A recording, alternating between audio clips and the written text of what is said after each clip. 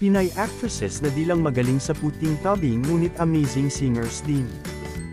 Ang bagong henerasyon ng mga artista sa local entertainment industry ay kasing promising ng ating inaasahan.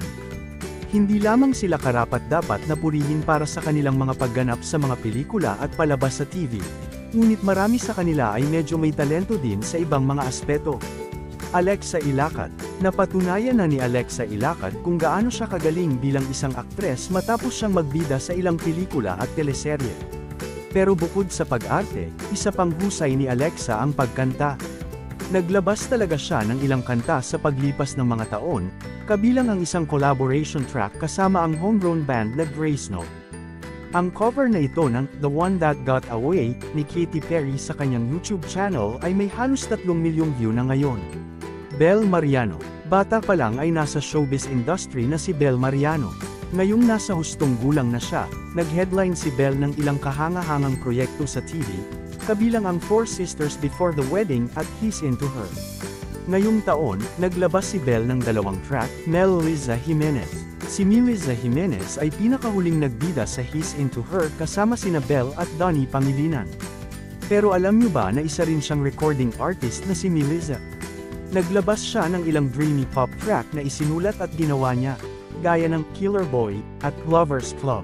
Maymay Entrata. Sa puntong ito, ano ang hindi kayang gawin ni Maymay Entrata? Siya ay isang maunlad na artista, isang modelong gumagawa ng kasaysayan, at ngayon ay isang recording artist pagkatapos ilabas ang kanyang unang single, Amacabo Guerra. Ang music video ay may malapit sa 5 milyong stream sa YouTube isang buwan lamang matapos itong ilabas. Gabby Garcia. Kilala ang kapuso star na si Gabby Garcia sa pagganap bilang si Alena sa 2016 remake ng Encantadia, gayon din sa romantic film na LSS kung saan nakasama niya ang real-life beau na si Khalil Ramos at ang highly acclaimed band na Ben and Ben. Medyo singer din si Gabby. Noong 2017, inilabas niya ang kanyang unang single na tinatawag na All I Need. Sue Ramirez. Bilang isang artista, si Sue Ramirez ay may maraming mga credit sa TV at pelikula sa ilalim ng kanyang pangalan.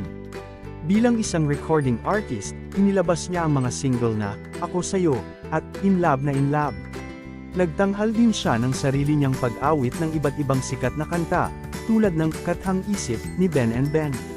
Si Sue ay napa-headline sa kanyang unang solo concert na Rock Chic noong 2019. Bago yun, nagsagawa na rin siya ng mga concert kasama ang malalapit na kaibigan sa industriya na sina Maris Racal, Cristel Fulgar, at Loisa Andalio.